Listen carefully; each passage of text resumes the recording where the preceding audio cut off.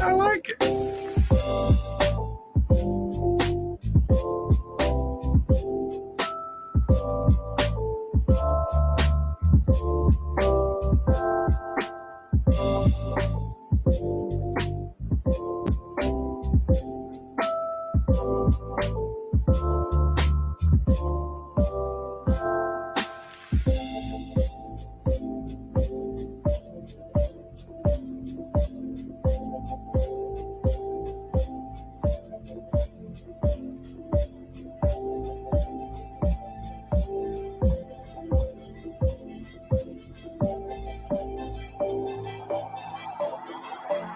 I like it.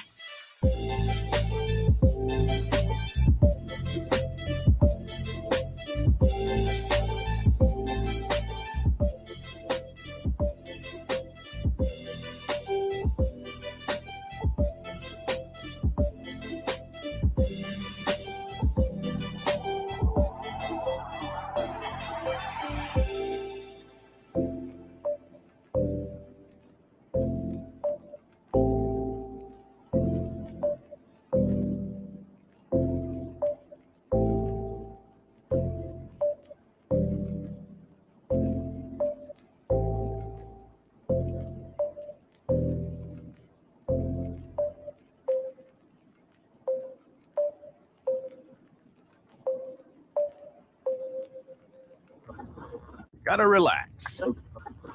This is Earth Radio. Now here's human music.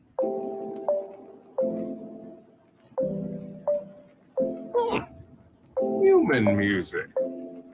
I like it.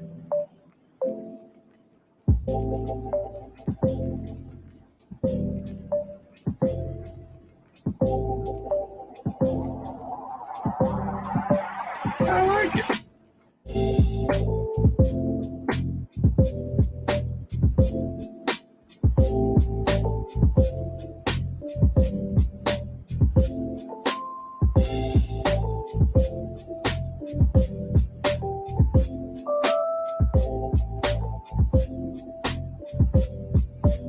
I like it.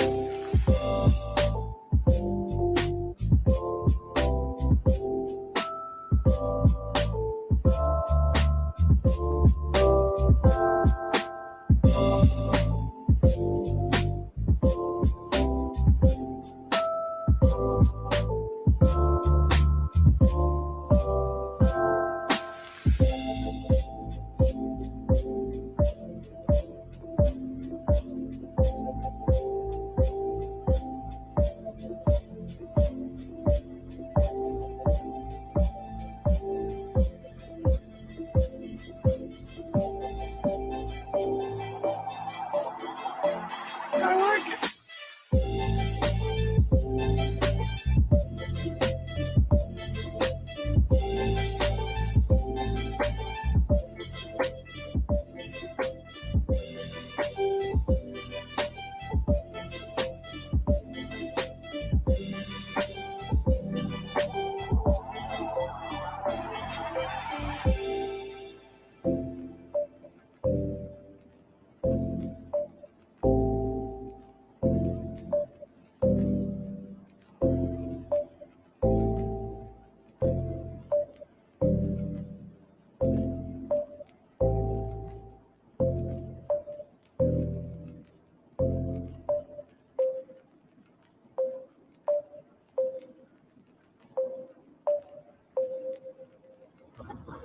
Gotta relax. This is Earth Radio. And now here's human music.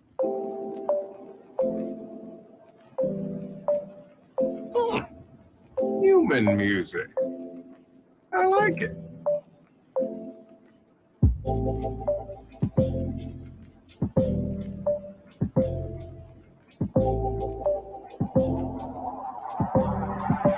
I like it.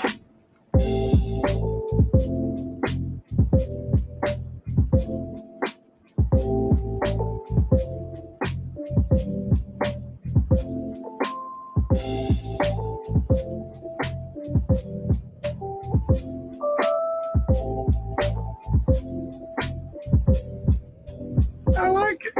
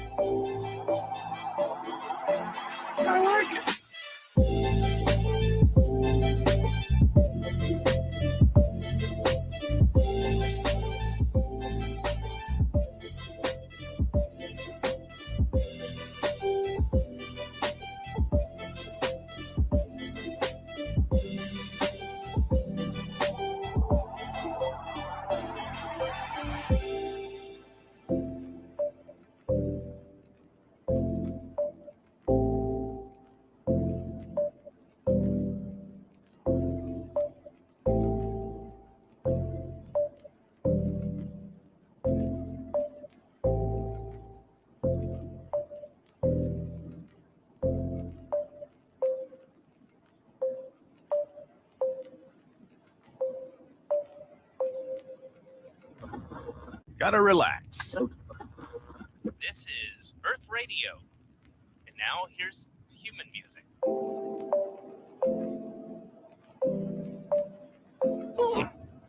Human music. I like it.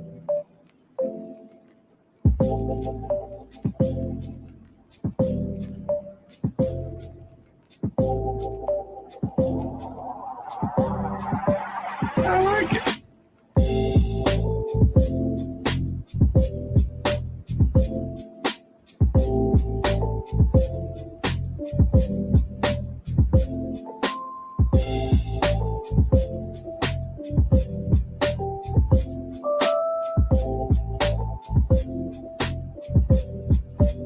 I like it.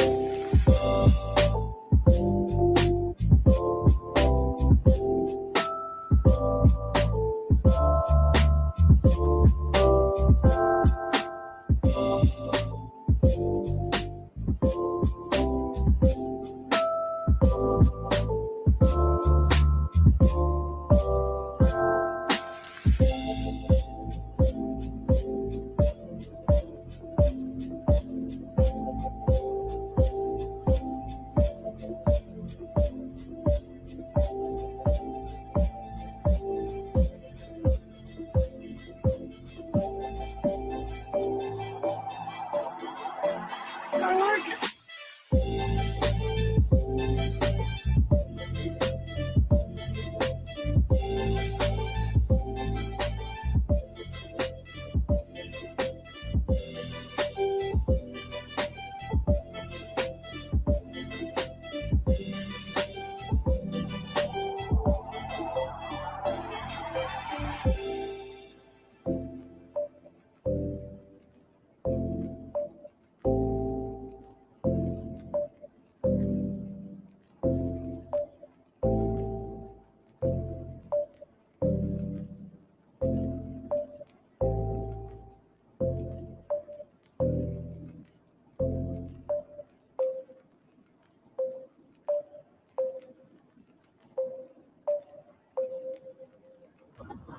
Gotta relax.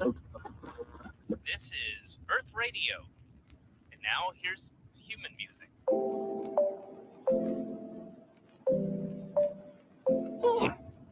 Human music. I like it.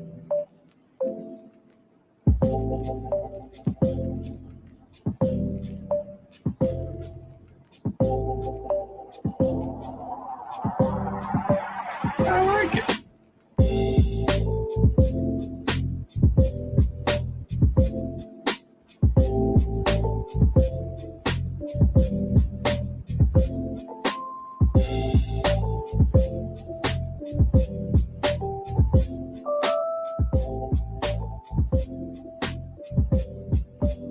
I like it.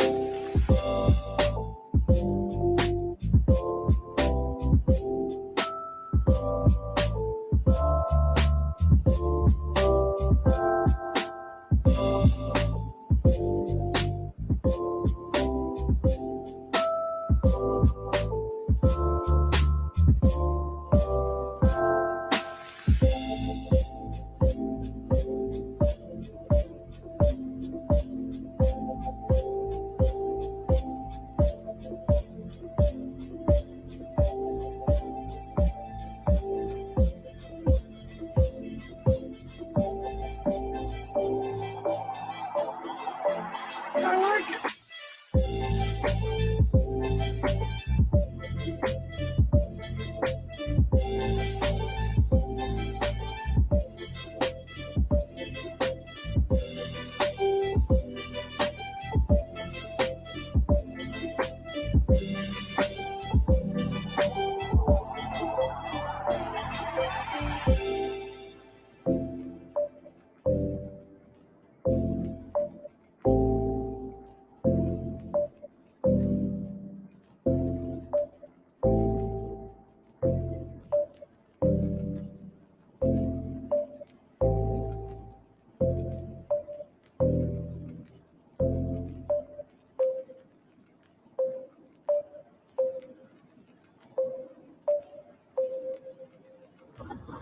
Gotta relax.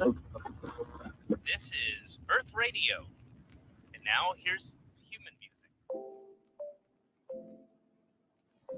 This seems like as good a time as any to get started. Although that's not really strictly true, is it? The ideal time would be when it was announced so that I could meet expectations. However, early is probably better than late. Although too early would just be irritating to people that like to be punctual. However, we can't dive too deeply into it. We'll drive ourselves batty. So instead, let's dive into the program. Good morning. Greetings and salutations. My name is Ian. I go by Void Strummer when I am developing procedural art systems and supporting that development with the sale of NFTs. So you can find that work at voidstrummer.com.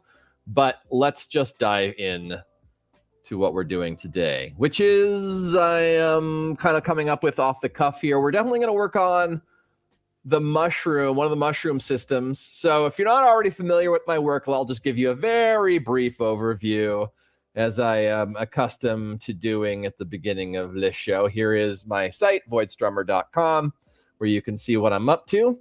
This is my system, Cousins, which produces these characters. It's called Cousins because in the case of all these what they're called shape grammars, you tend to produce very related ideas. You know, there's nothing comes out of the system that doesn't at some point go into the system, but it's combinations of things and surprises and insinuations and connections and narratives that emerge from the combination of those bespoke elements that is sort of the fun of the whole thing. In particular, what we're going to be working on today is the Mildudes, formerly known as the Chill Mushroom Bros, but we decided Mildudes was kind of more fun and a little more broadly inclusive because not all these guys are chill. Let's be serious. They're gonna be some that are decidedly unchill, I think, at some point. So here's /Mildudes. This is to give you a little bit of information about the project, but the bottom line is it's a system that generates all these different mushrooms from a single system. So this is the Primordia Saturnis species of Mildudes. And we're going to get going on Mustachiosa. And I don't know what the second part of that name is going to be yet. But Mustachiosa is the genus that we're going to start working on today. I have some mustaches provided by Jaime, but Jaime couldn't make it today. It does not look like he will be here at least. He said yesterday did not count on him. So fingers crossed, it'd be fun to have him stop by. But in any case, I believe he provided me with some mustaches previously. But what I want to focus on is experimenting with a system for mixing and matching the faces. So one of the things I noticed in this system, in the Chill Mushroom Bros, the Mildudes Primordia system here. Let me show you. Works with 2021. Reference production samples. So let me show you where kind of things, production run. Is this the raw production run? Raw. Here we go. So here is the output of the raw output of the system as it stands for the edition that I have, we've minted from so far. And you can see we've definitely not minted the full variety of characters we can get out of it at this stage. We've just minted a teeny tiny bit. And we're going to continue to roll more of these guys, like this guy right here, more of these guys out as we learn. But one thing you notice is that like the system is like narrowly defined. And in particular, there are a few faces because we kind of sculpted the faces on as a whole. Each face was sculpted as a whole. And it's like mildly blended with other faces and some other factors. They tend to like overriding the stronger the sculpt was or the more distinctive the sculpt was, the more often and more standout the outcome of the system is. So you'll see sort of like there are a few broad categories like this guy with the, I don't know, let's call this the squiggly mouth. The squiggly mouth one, you know, you can see that. There's a little bit in this one, but this guy's got more of like a huge wide jaw. That's another whole face. So you can see here's wide jaw, squiggly mouth. Maybe this is a combination. In any case, so the combinations do not help us to break free as far as I'd like from that sense of sameness between the faces. So I'm looking to develop a system that retains the property of being a continuous mesh, as these all are, with the exception of the eyes, of course. As you can see, those are a separate mesh. But allows for more surprises in the ways in which the facial features emerge. And so the way I'm going to approach that is we're going to try to develop a system that isolates the areas of the face at first, so that we can have, like, here's several mouths that could go into this area of the face. We're going to use shape keys to make that all happen. And it's going to require some experimentation and some learning to figure out what's going to fit in this little setup here. So let's figure it out. All right, I'm just going to close Twitter because it's distracting my eyeballs up there. Okay, it's enough to have the stream feed here. That's enough distraction for my eyeballs. All right, let's see. So what we need to do is we need a new base mesh. Now, thinking about the base mesh and where it's going to get the most play, and some of the issues I have is the scenes get very heavy as you get more geometry in the scenes and that sort of thing. So we want to let's come up with a little bit of a list here. So let me open up my it's my Mildudes page here. I don't think there's anything here that I'd need to hide from anybody. There's just a bunch of notes here. But let's just make, this is all stuff that needs to be, let's see, page, notes at today, that'll do. And we can just start working this out. So what do we want to do in this set? We want to, let's see. This is Notion, if you're not familiar with it. And it's a very handy tool for keeping yourself organized and for organizing things in ways that, whatever way you see fit, very complex things can be readily and efficiently organized and shared with others. I think it's a really excellent tool for getting, oh, you know what? I forgot to turn off this little crawl I have at the bottom here. Okay, so we got the crawl turned off there. There we go. All right, looking good. Pre-show, we got giveaways, all kinds of shit here. All right, now. We don't need to deal with that right now, though. Okay, so this heading is going to be mustachiosa base mesh. And what are the properties of the base mesh that we want to obtain? So one of them is I want fewer polygons in the back. Because it's a waste. We never look at the back of these particular systems. So the only reason to have polygons back there at all is to make sure that shadow casting works as expected in all situations. I would imagine with a path tracer, you might still have to tell it to like regard the normals as doubled and that sort of thing. So something to be aware of. Let's see. Fewer polygons in the back. By the way, it's fewer, not less. I've noticed that maybe this is a thing that's changing in the language, but it's less when you're talking about a continuous measurement like water. I have less water than I had before. I drank some, now I have less. You wouldn't say I have fewer. You say fewer when you're talking about discrete elements like eggs. What happened to my eggs? There are fewer than I had before. Fewer is for discrete individual things. Less is for a portion of a continuous quantity. But I noticed that almost all the time people use the term less, regardless of what they're talking about. So look, I'm not telling anybody how they have to talk. I just notice it a lot. All right, so fewer polygons in the back. Let's see, isolate feature areas to allow variation. And then we want to do like global distortion to promote distinctive outline. So there's kind of a couple things that work here. So we want to isolate the features. And this is going to be on kind of more generic, at a more generic level. So the features, we want them to stay in roughly the same place. We just want to vary their texture, vary their proportion. Is it a big lip, or is it a thin little lip, right?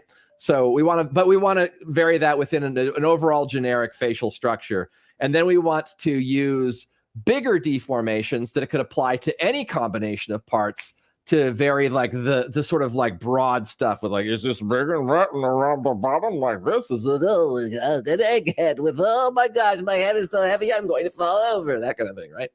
So let's see, what do I got on deck? Oh, this is just my devil. No, this is my, what is it, like some kind of high-pitched devil situation. No, that doesn't seem right. So You know, it's the devil voice down here. We're just ready to get it done in hell. right. but up here, I'm not sure quite what the identity of this voice is yet, so I'll just have to keep thinking about about that. All right. Why am I pulling on my cables here? That indicates something's wrong. There we go.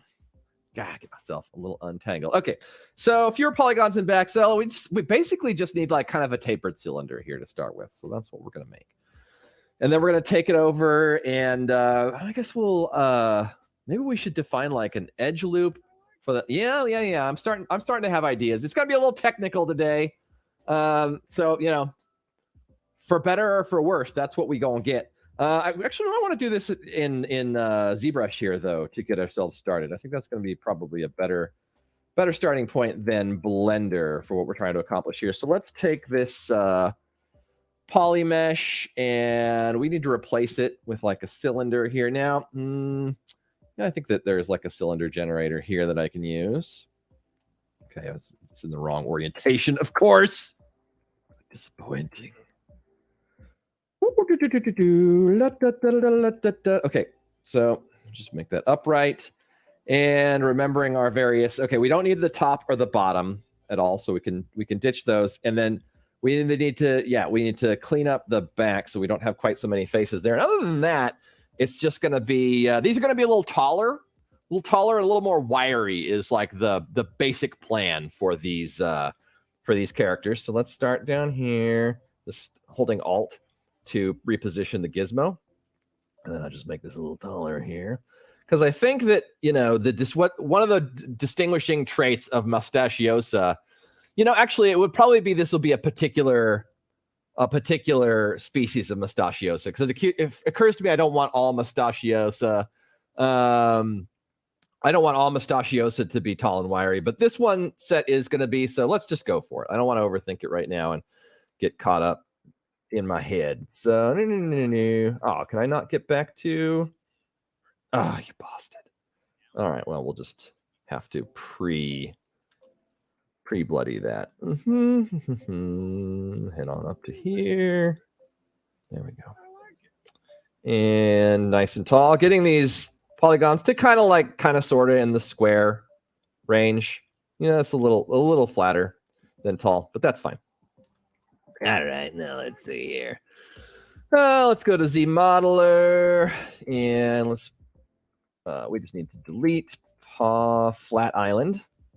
Beep, stonk, and let's just make this double. It's a little easier to orient ourselves if we keep it doubled. So, stonk, get rid of those guys, and debating about it if it should be even taller, but I guess I will allow for I'll put some variation in the system. Lessons learned if it ends up being a little shorter than I'd like.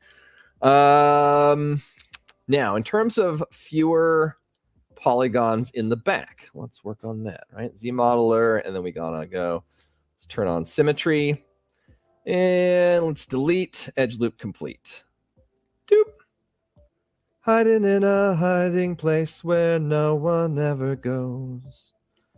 See, all right, there we go. So there is, there's now that might actually, steps might actually end up having to be done again now that I think about it. Because one of the things I want to do is maybe create an edge loop here in where the mouth will end up being. It's not strictly necessary.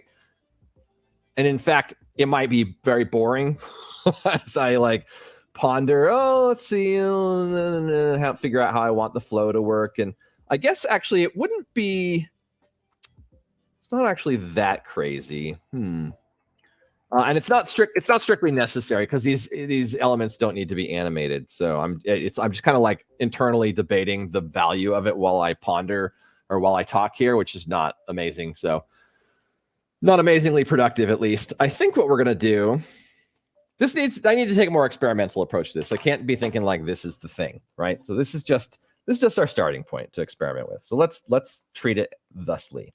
What we're gonna do, let's identify maybe some regions here for the changes we want to make. So I don't know, like we'll identify a mouth region. Maybe we'll paint it in.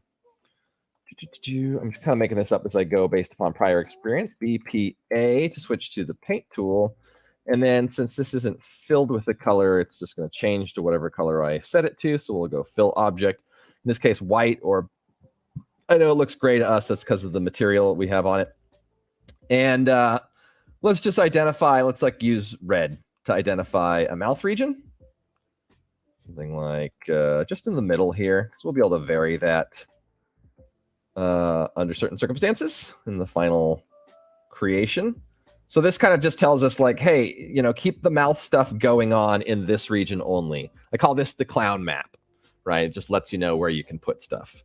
Let's use, I don't know, like blue for some eye regions. Just kind of like identify these two sections right here.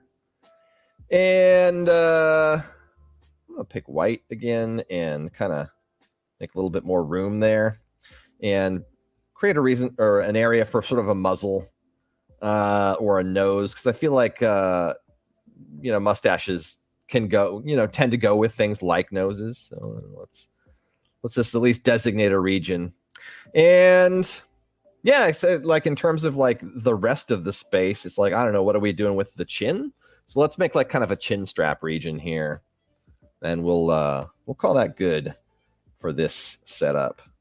Okay.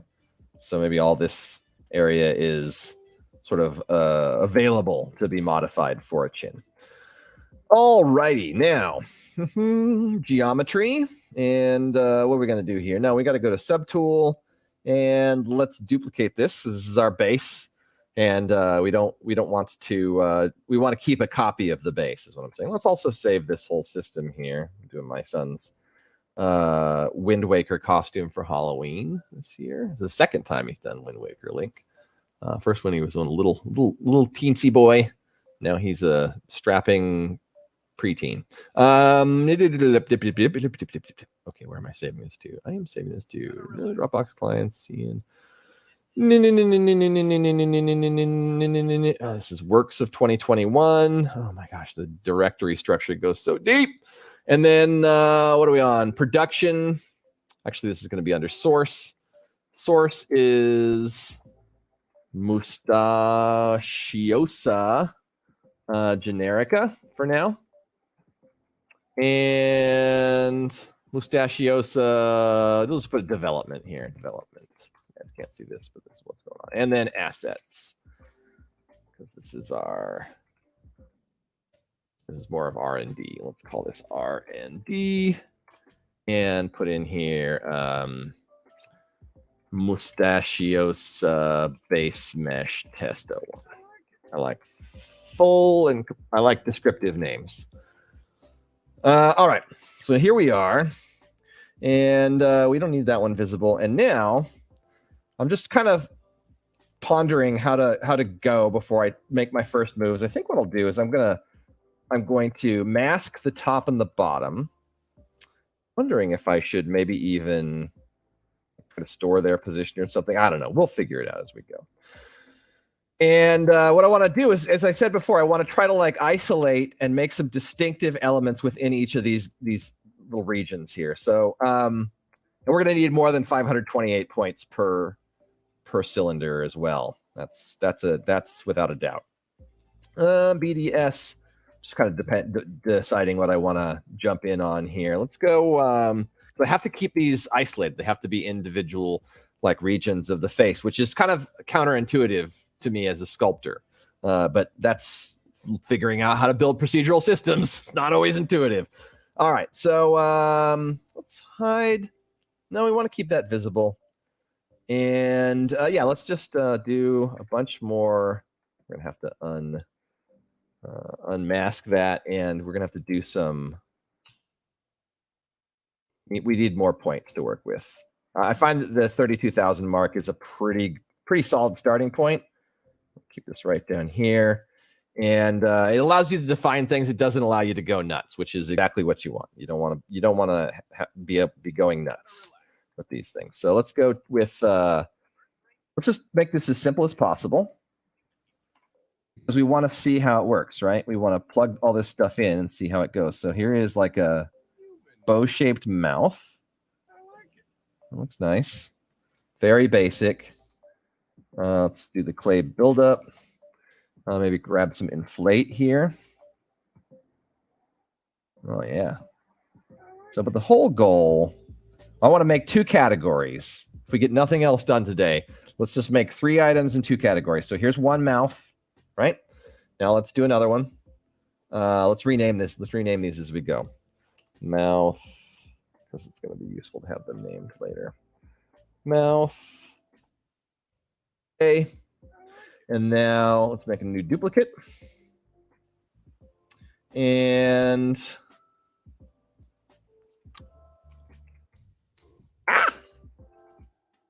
mouth B. I can't have a capital B there. Are you kidding me? Oh my God. Like a punch right in the gut.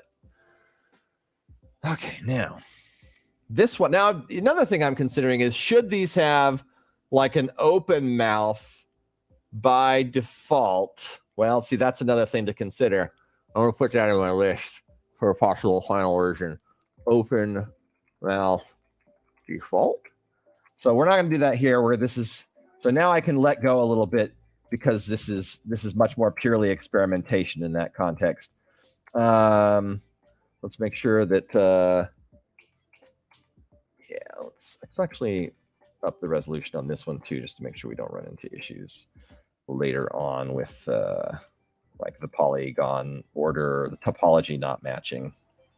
So let's make this one a little bit more horrified. Oh, you know what? I gotta turn off the RGB in my smooth tool, or else I'm gonna lose all my indication of where the hell I'm making marks here. So we don't want that. Ooh, what is that noise? Just heard a noise that I don't normally hear in my computer. Where did it come from? Who's making that noise? Why is that noise happening to me?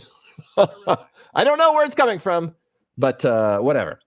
As long as SWAT team doesn't come crashing through my door, I think we'll be A-okay.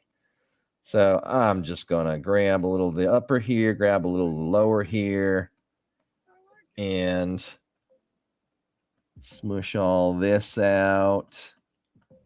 I want these, these do not need to be in any regard, sort of any level of perfect, but I want them to be plausible. Like I want to, like, if I'm going to run into issues as I implement these more for real, once that happens, I want this process to tip me off, is the goal, right?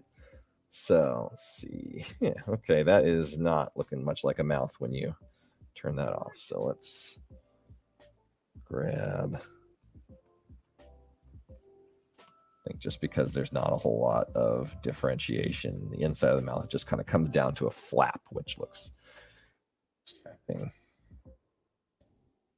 What if I try this move here? Just grab this and a little less of that there, and then invert that and just pull like the Dickens.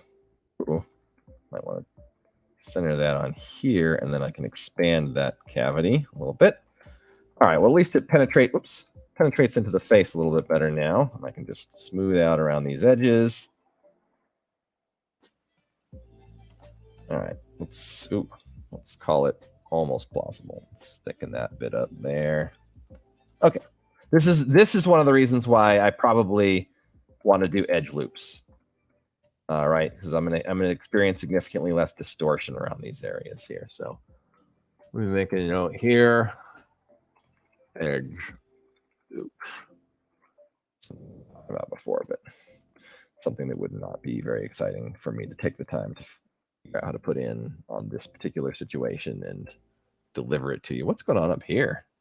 Some kind of display shenanigans happening on my ZBrush install there. Okay, I'm taking a rather long time with these, so let's let's try to move forward. All right, that's mouth B. Let's go here to duplicate again and make mouth C.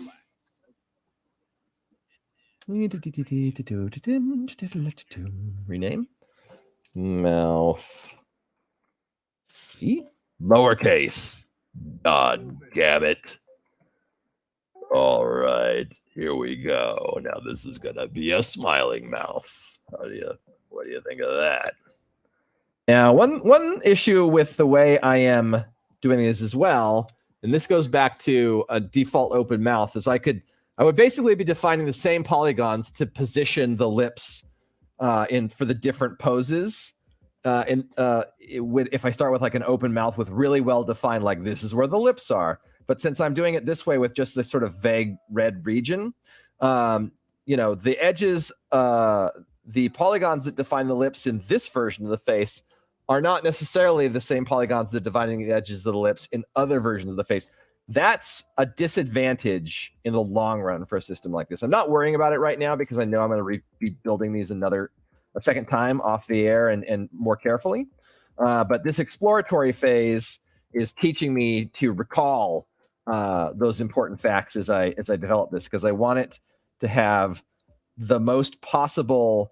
I want all of the parts to integrate well with each other as much as possible. I want the system to really surprise me with the different faces it can come up with, because at no time will I have sculpted a whole. I'll have sculpted parts and I'll have defined rules that combine the parts.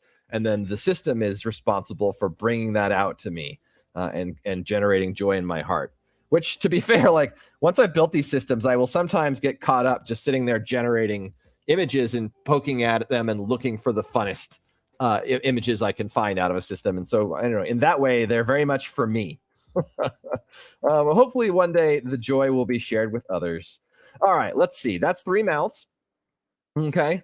Now let's do some eyes. No, let's do some noses on this one. I mean, I'm not 100% sure that I think noses are the bee's knees. Bee's knees are the knees of bees. But in any case, we're doing some nosage here, something nose-like. So let's nose A. Nose A. What is, oh, sorry, I've been missing the comments here. Got to switch that. Jumping off the bed. All right, take care. Be well, Sketch. And we'll talk to you soon, buddy. Take care of that brown and moldy brain of yours. You're not alone. That's faux show.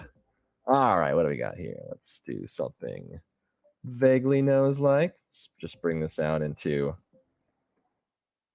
sort of just a nice regal protrusion.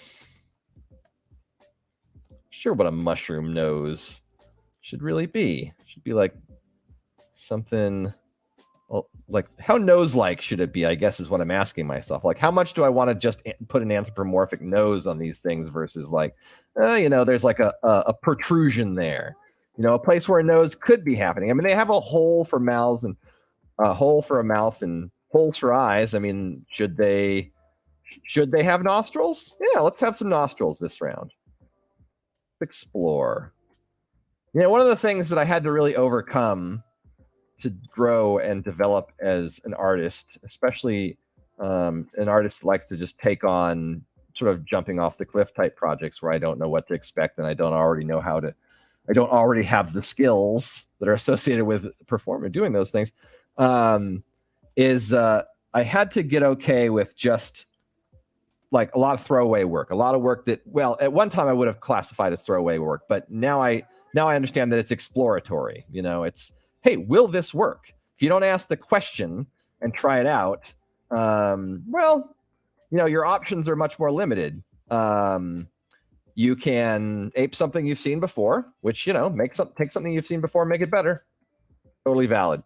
But, if you want to surprise yourself, I find that, or at least for me, I want to surprise myself. And I find that the approach of trying to let go of, am I putting too much effort in?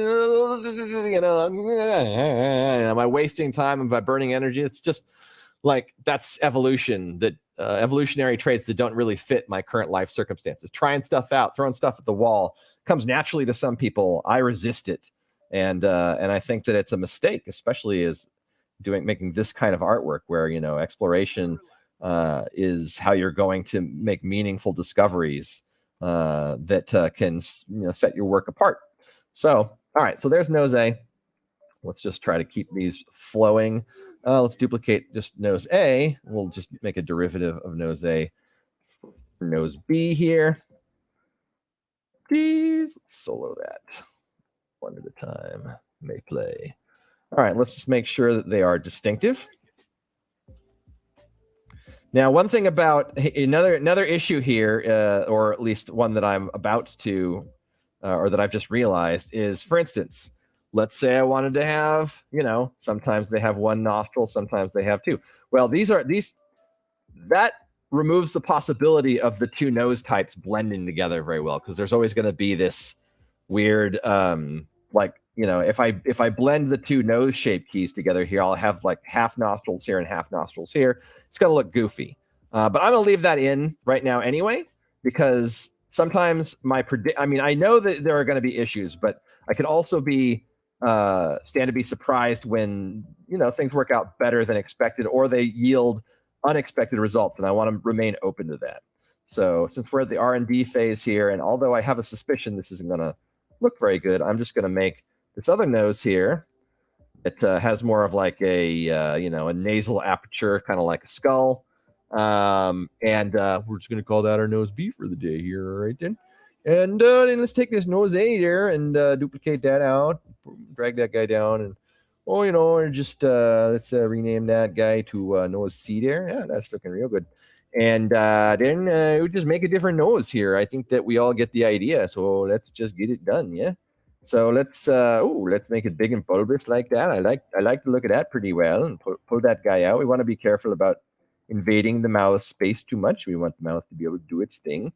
Although, you know, I have to experiment with this. Let's see. One thing I want to try to do later, excuse my head and mouth activities here, but it's going to be, sorry.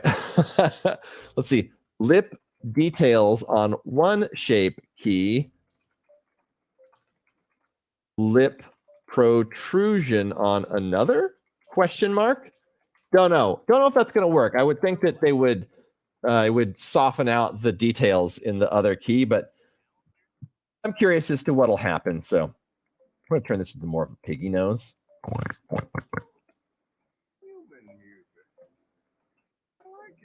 There we go. And see, this would be another argument for edge loops, is just edge loops where the nostrils are so that they can remain consistent, and that nostril shape can be effectively become a trait of the system rather than the nostrils fighting each other from form to form, which is what I predict we're going to see some of here. So, okay, here's the question. Here's the hypothesis. Can we mix and match the noses and the mouths effectively in Blender using shape keys? And my hypothesis is yes, but I'm wondering if we're going to see some problems around where these areas meet. And then I will do another round. All right, here, let me pop open this beverage.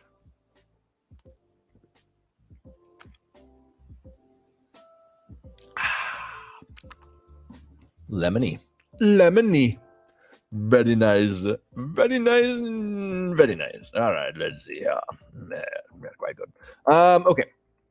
Let's do, I don't know, visible. Let's make all these guys visible.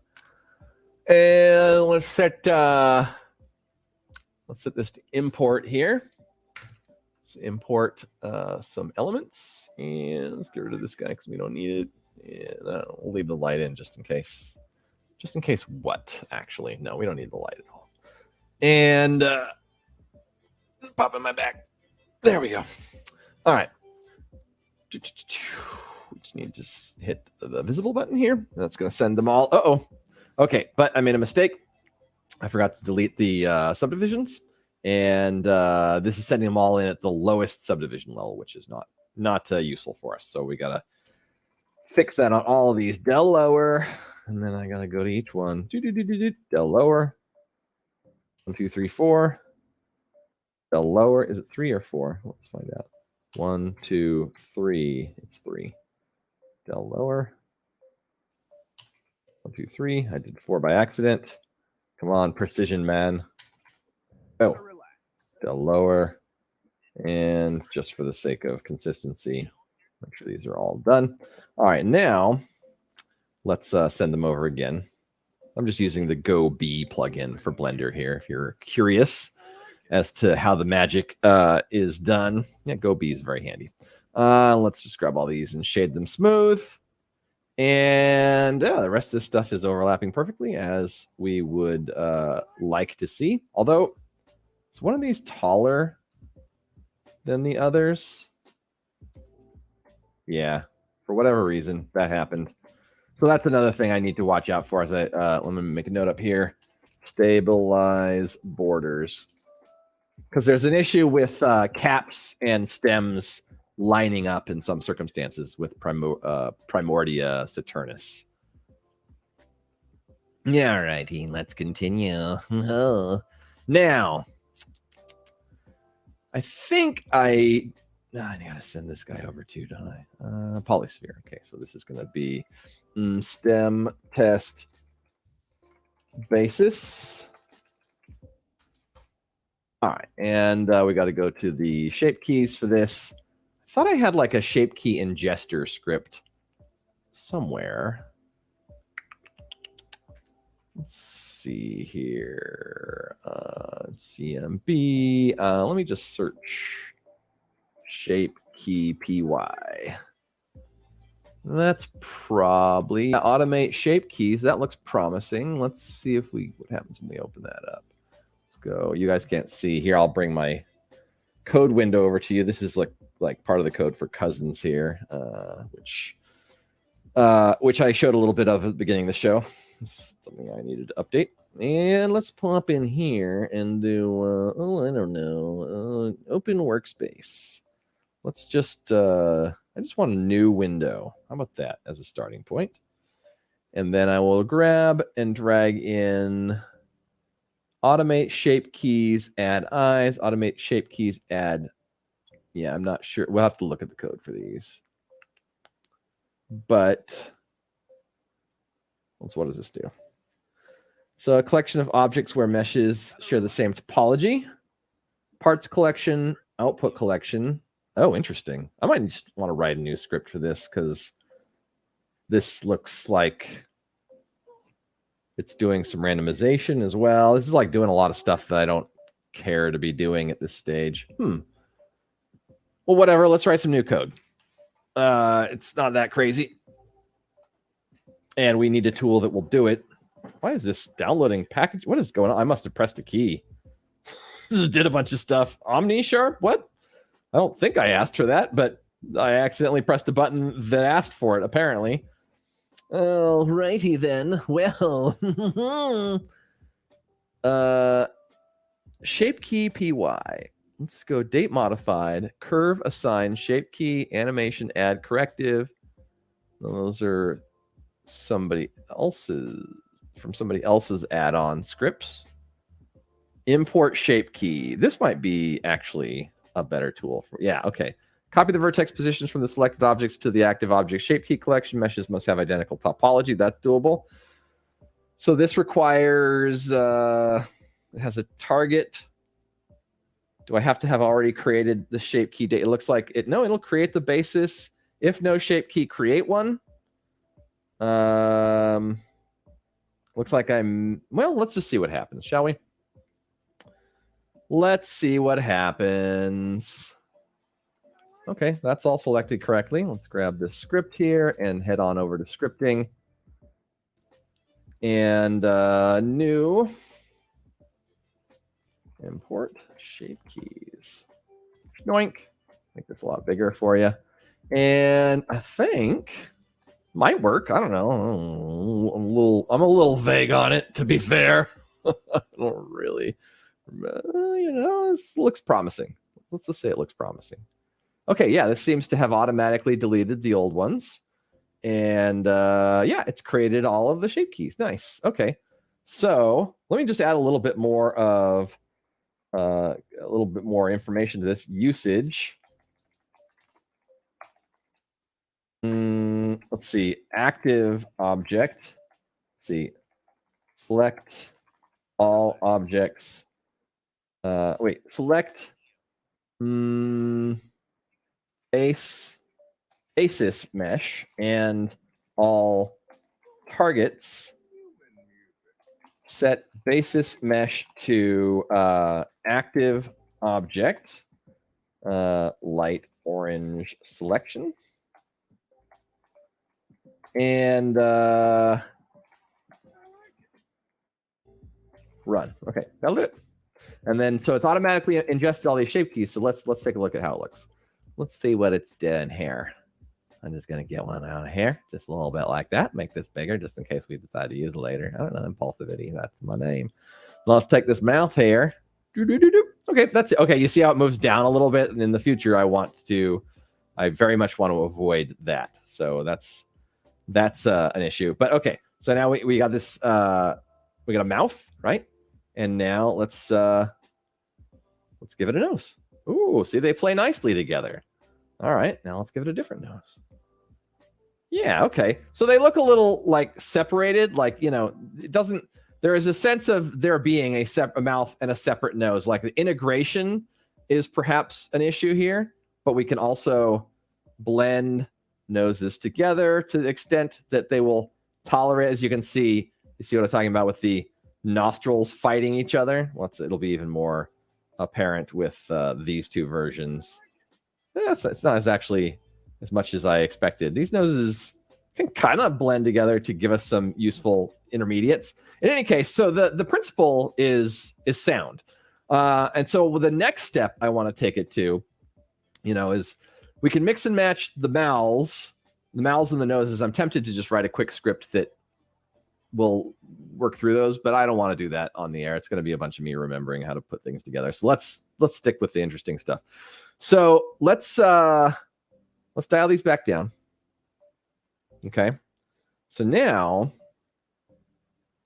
let's add a lattice to the scene. Lattices are used to deform overall meshes, or that is one potential use. I imagine there are others. So let's make that much smaller and move it up. Move it on up to the east side. We finally found our piece of the pie. Move it on up. Let's see. SZ. GZ up here. So we just want this we want it to fit the base mesh. It can have a little wiggle room. It's not an issue. But I want it to be generally containing that base mesh. All right.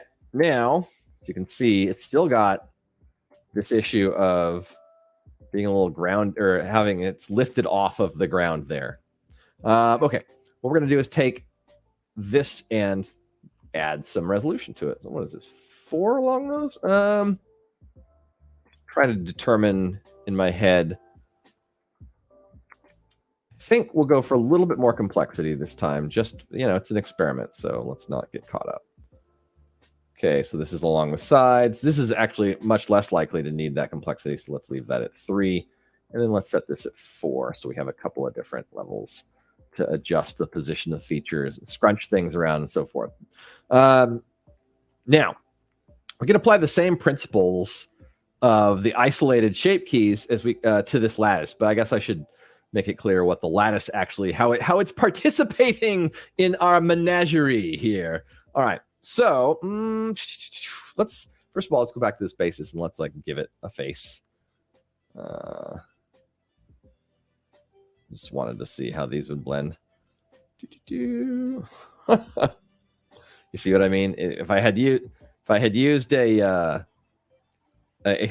designated set of polygons for the lips, I would not be seeing that weird pinching there, which you could argue well, maybe it's a surprising result that will lead to some distinctive elements. I'd say that's definitely a conversation, a worthy conversation. However, it's not the conversation I'm interested in having right now. All right, so let's just bring in a nose and we'll bring in a mouth. And now hopping over to the lattice. And we can make some shape keys for this too. So we start out, we make a basis shape key. That's like the starting point. Oh, we got to set this whole head here to be rocking, or let's see, marching to the beat of the lattice's drum. So we just throw a lattice modifier on there and specify the lattice. And as you'll see, as we start to edit the lattice, what that can do for us. So let's grab this guy, and we're going to, we've got the basis shape key. So let's grab, make a fresh one here. And I don't know, I'm not going to give it a special name. I'm just going to see what's possible.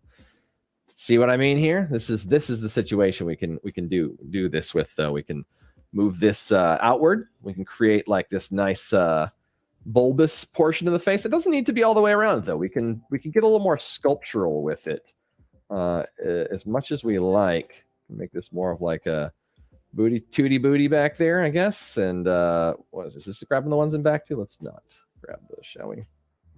Alt drag those two. Let's smush that up or bring this down. So this has got a kind of like the pear shape at the base here. But let's not make a ton of changes to each one. Let's see what the possibilities are as we explore here. So let's make, let's go out of object mode and make yet another shape key here. And back into edit mode. And this one we'll just we'll do something similar up here. Just plump that out. No explanation needed. Just a little plumpy dumpy there. Okay. And that's, you know, this is a category that requires a fair amount of investigation. You know, this is like part of the work that needs to be done. It's just to sit down and see, okay, well, what shape keys play well together for the lattice, and how can we make sure that the end result isn't necessarily just look like exactly what it is. The idea is to transcend the parts, to create synergy or serendipity, you know, make it greater than the sum of its parts. So the idea is to figure out what parts to create to allow for serendipity to happen. I have a feeling these ones could go a little negative here. Like if I allowed this one to go a little negative, it would squish out the top. So let's maybe set this to negative 0.25. It'll be a lot, I'll bet. Yeah, oh, actually, that's not outrageous, right? So you can see we're beginning to mix and match different elements, give us distinctive mushrooms, but there are, like, it's by layering layer upon layer of variations at different scales that we can seek out novel constructions of the forms. You know, we can create a situation where something surprising can come out of it just by generating a ton of different takes on it. You know, if we have enough variations that we can pipe into the system, then there is it creates, so more variations creates a larger, I guess I'll call it a parameter space. I don't know. I'm not an engineer or a scientist, so I'm borrowing the language of those fields though, or those broad disciplines. Parameter space, I think, just refers to like all of the possible outcomes for a particular set, for all the possible inputs. So I guess you'd call that the range of a function. Like the domain is, hold on a second, I need to double check. Domain and range, this is probably a good way to think of it, because we're essentially creating a multi-layered function with inputs and outputs. So domain and range. I'm pretty sure the domain is the valid inputs, in this case, it's like all of the different shapes that we define, and at any of the given sort of values that we define as valid for them. See, domain and range. Domain of a function is all the set of values for which the function is defined. The range of the function is all of this. Okay, so the range is the input values that can go in. That sounds wrong to me, though. The domain of the function f of x equals 1 over x is all real numbers except 0. Okay, the domain of the function is all real numbers except 0. All right, so yeah, that is the input. The domain is the input. So all of the different possible shapes that we could mix and match is the domain, and all the possible outputs is the range. And I would also describe all the possible outputs as the parameter space. It's just like what can be achieved by the system. So we're aiming to make a big, diverse parameter space and minimize the amount of sameness within that parameter space. So that's always, well, so far that's been my first objective when I'm developing any system. And what I'm learning lately from the Chill Mushroom Bros, or now they're Mill Dudes, is that you eventually want to take that and tighten it up around like a particular expression. So in the case of the Primordia Saturnus, the previous Chill Mushroom Bros system, the one that's expressed on this page mostly right here, is we want them to all like look like natural possible variations on a particular theme, right? And so all of these can come out of that one system, and I'll be doing the same thing with Mustachiosa here as we develop it further. We'll be looking for like what makes Mustachiosa. And you try to leave in like the right amount of natural variation while cutting out things that don't look like what you're after. And then we'll have our next version. So I'm thinking maybe we'll have some cowboy hat inspired shapes for the caps.